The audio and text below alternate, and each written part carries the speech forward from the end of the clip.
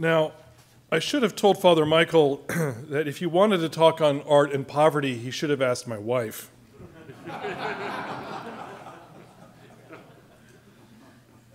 There are a dozen ways to go on this topic, depending precisely on the ambiguous definitions that we give to poverty. We have spoken of it as an evil, and we've spoken of it as a virtue. That complicates things. So, because of that ambiguity and my limited time, you'll have to forgive my partial rambling response. Now, I could be fairly intimidated by this subject in one sense, because my bailiwick essentially is the world of high art. My journal features is fundamentally, at root, it's a literary quarterly, a forum that features literature in its highest, most intense forms through literary fiction, poetry, creative nonfiction, but also, thanks to our consistent interest, visual art, music, classical music, art music. And so in one sense, I could feel rather convicted by this topic, because in one way I inhabit a world where both the production, well, certainly the consumption, maybe not always the production of the art, exists in a world of privilege. And on the other hand, it might be possible to then want to say that really popular culture is the realm that is closer to both the experience of the poor and the life of the poor. And yet, I find that that's a complicated notion as well. Now, today's popular culture, in my opinion, doesn't bear much relationship to the popular culture of the past, or maybe what might be better called folk culture, culture that grew out of the life of a people, the life of real communities. I would argue that what we call pop culture today emerges out of conference rooms at Sony Corporation. That what we call pop culture today is essentially a commodified substance. And so I do have a difficulty of knowing quite how to relate to this, because there's high and there's pop, and sometimes both seem to be distant from the concerns of the poor and the life of the poor. This tension between art and poverty is, of course, an old one. We can certainly go straight back to the gospel. We've already heard an allusion to the famous words of Christ that the poor you will have always with you. Lest we forget, the context of that phrase was the moment in which Mary had anointed Christ's feet with expensive oil, a holy, gratuitous act. And, of course, the objection was made by you-know-who that the money could have been spent better on the poor. This is when Christ responds and commends the act.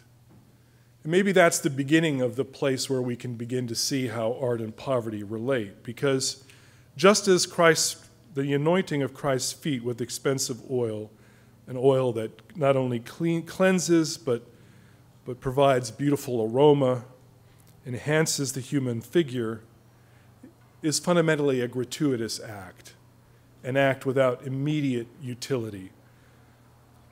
That hallowing or blessing on Christ's part of this action, to my mind, is very close to the hallowing of the artistic act, the act of artistic creativity, because one of the fundamental definitions of art is its gratuity, the fact that it is not a necessary item, that it is a free emergence of energy and beauty on the part of the maker.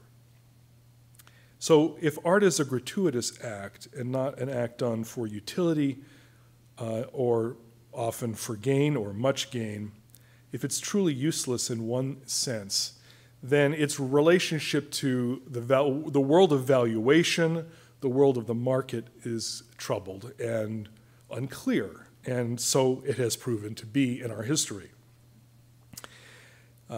Because we don't have so much time here, I would say a wonderful footnote to this part of the talk would be Lewis Hyde's book, The Gift, in which he does wonderful anthropological research into the historic cultures, the gift-giving nature of historic cultures. He's an amateur cultural anthropologist, but a very well-researched one.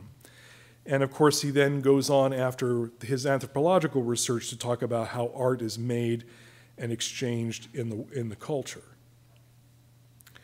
So we tend to think of art either as useless or as a luxury, and not really much in between. And I think that causes a kind of poverty of understanding and perception.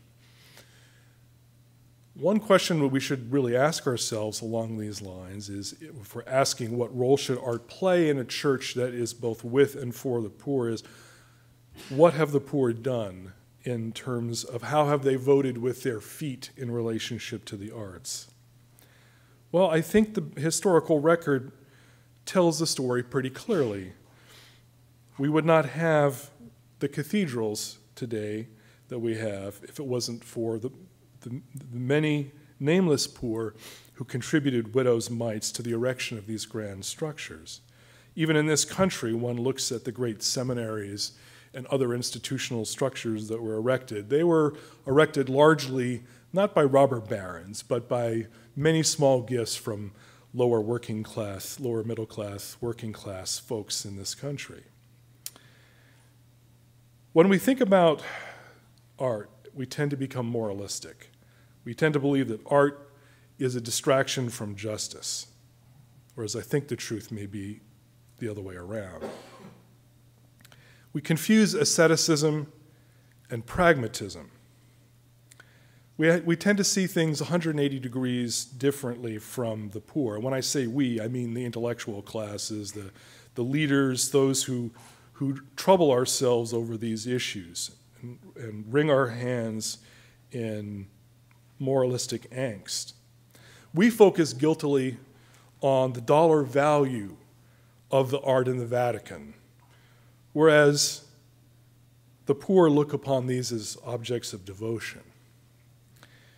We stress out about whether this entails luxury, whereas the poor don't ask, how much is this worth, but what have we given to God?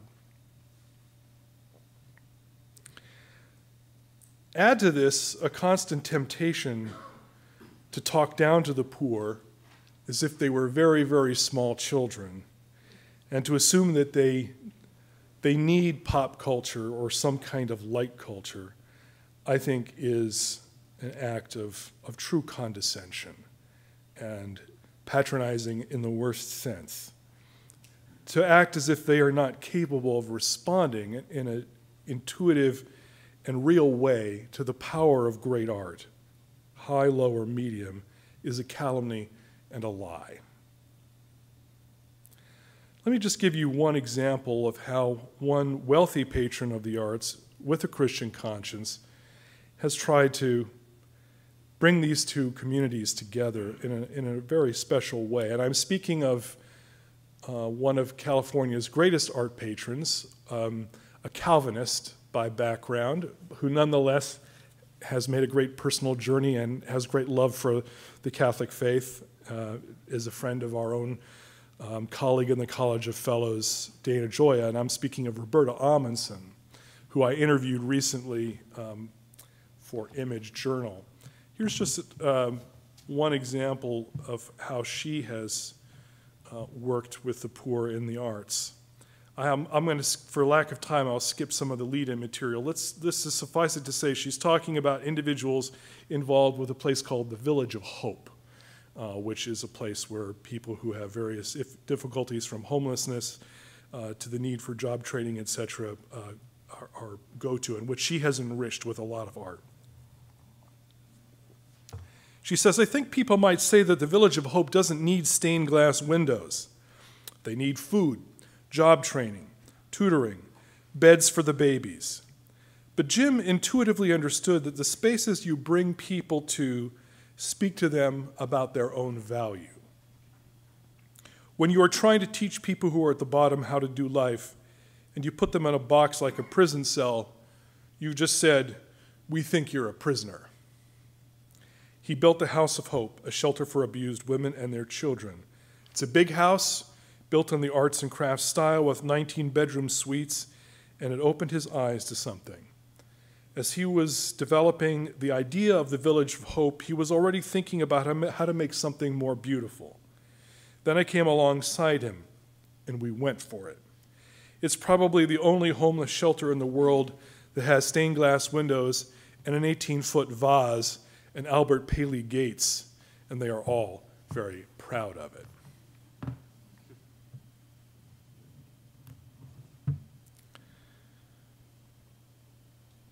While we agonize about the moral implications of the cost of art, the poor vote with their feet towards art as an object of life-giving information about the world, and certainly to the devotional art, high and low, of our church tradition.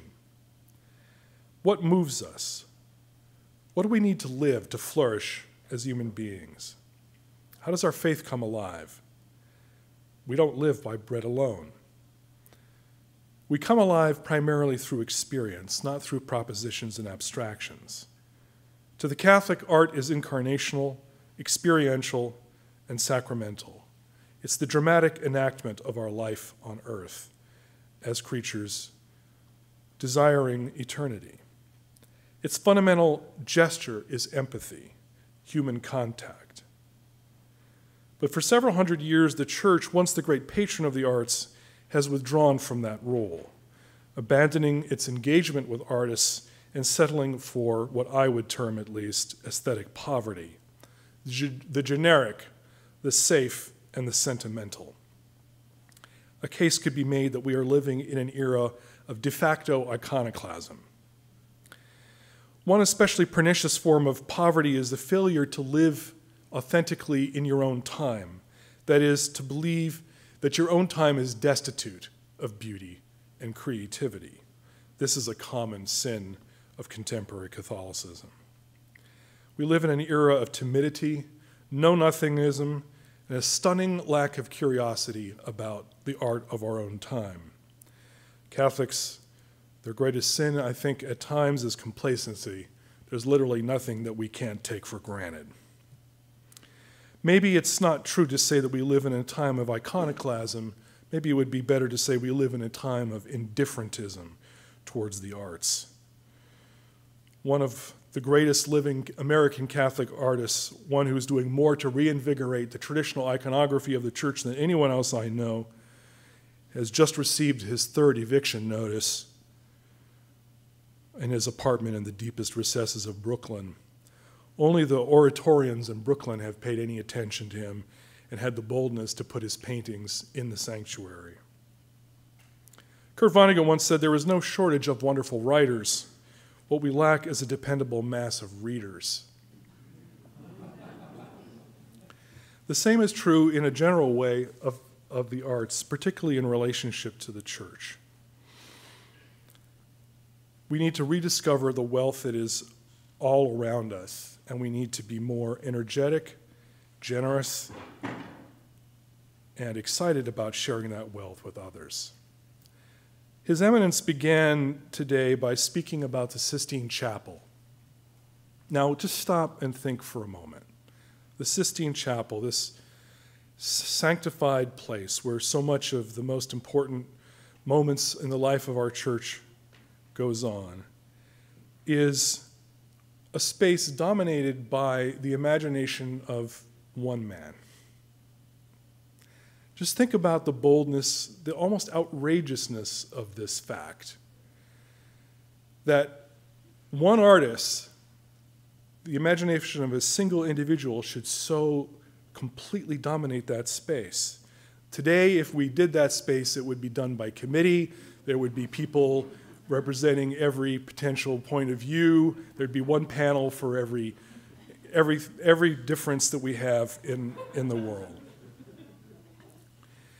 That kind of boldness, that sense that the mind of the artist is not just a decorative mind, that art is not just a matter of beautification, but of cognition, of knowing the world. Knowing and communicating what has become known through the art is something that we've lost today in our reduction to art as window dressing on doctrine and propositions. Benedict XVI said that the greatest witnesses to the Catholic Church are her saints and the art that has grown up within her womb. Where is that art today? We live once again in a visual age. Where is the great Catholic visual art of our time? I belong to a Catholic lay movement called Communion Liberation, whose founder, Luigi Giussani, made the bold statement that the beggar is the protagonist of history. It's a crazy statement in a way, but I think it's true because the beggar, like St. Francis, knows that everything is a gift. The artist is a beggar because while she has developed her skills and disciplines as an artist, she begins each new work with questions, with a desire to know. She begins empty, waiting to be filled. Art reminds us how to be human, how to imagine the lives of others, including not only the lives of the poor, but of our own personal forms of poverty. It teaches us how to grow close to mystery. So let us look about us with hope. Let us seek out the current wealth. Let us find the equivalent to Caravaggio's laborers with their dirty feet, shocking all of polite Rome when he painted them. Let us look for the equivalent of the Protestant Van Gogh's potato eaters, which people will be queuing to see a lot longer than they will diamond-encrusted skulls. Let's return to the deep Catholic compassion of Georges Rouault with his depictions of prostitutes and judges. Let's remember that, as Michelangelo depicts in the Sistine Chapel, our finger, poor in spirit, needs to be animated by the touch of God's divine finger. Thank you very much.